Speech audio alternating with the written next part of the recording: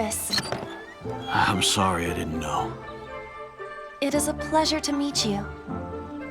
If it is your wish, I will travel anywhere to meet you. Auto Memories doll at your service. Violet Evergarden. Hello everyone, and welcome back to my channel.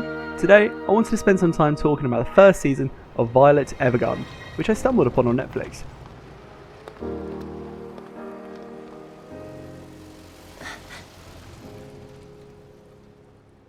Violet Evergarden is an animation produced by Kyoto Animation and released back in 2018 in Japan.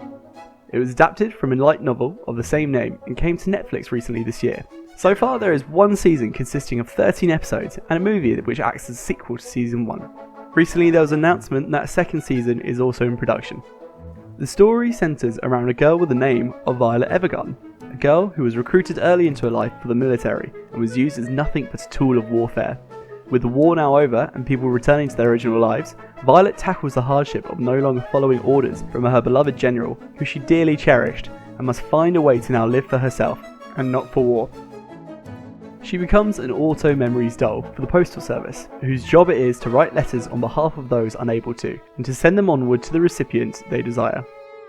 So, as I said previously, I came across this on Netflix during the current period of isolation we're all going through, and from the trailer alone I could recognise the pure quality of Kyoto Animation's imagery straight away, and to be honest, my intrigue alone stemmed purely from just how beautiful this show looked. And that for me carried on throughout the whole show. It has got to be one of the most stunning animations from the studio that I've seen in a while.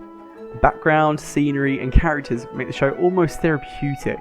It's something you can almost clear your mind to and watch blissfully for a 30-minute episode. The story itself is where the main up and downs come from. The show starts off with plot-driven episodes, focusing heavily on Violet and what she should do next. However, the show then begins to fall into these episodic adventures. Every episode becomes unconnected to the previous, and each story focusing on a brand new character, introduced that episode to then be forgotten by the next. Towards the end of the show, it kind of picks up the story again and pays homage to a lot of the things that happened in the series, but it only provides slight resolution to this season, which in a way isn't surprising if they've already announced a second season to follow. But this makes me think that the show is better watched with breaks between each episode, and not to binge watch the whole show in one go. The theme of the show is in the power of words, the beauty that can be portrayed in a letter from a loved one, and it also dives deep into emotions and feelings. Watching each episode alone makes the show emotional, heartfelt and touching. However, binging the show makes it feel monotonous, tedious, and it's like it's going nowhere. If you take breaks between each episode, I would recommend doing so, as it would increase the emotional impact from each episode. And that is certainly what the show is aiming for. There were honestly times when at the end of an episode, I came so close to just bawling my eyes out, or tugging on those heartstrings.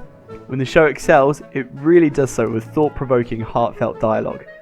But when the show drags its feet, which sometimes it does, the same dialogue does nothing but drag out the show even more, making me wish for nothing but the next chapter in the story. I watched the show with English voice acting, however I did see snippets in Japanese.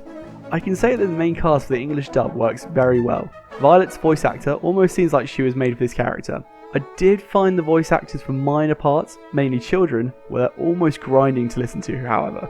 But I can easily recommend watching the show in English if you enjoy not having to read subtitles. The music in the show matches well with the emotional themes explored.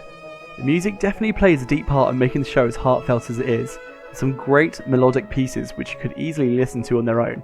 For those interested in romance, there's hints of it here and there within the main cast.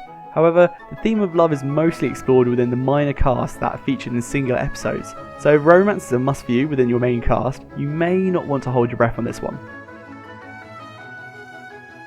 Overall, I would definitely recommend watching the show once at the very least.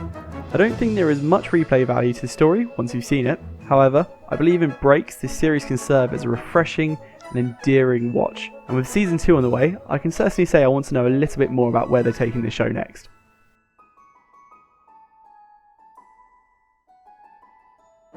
Thanks for watching today's episode guys. Let me know if you've seen the show yourself and if you agree with my thoughts on Violet Evergarden. As always, stay tuned for more reviews on movies, anime and video games. Bye!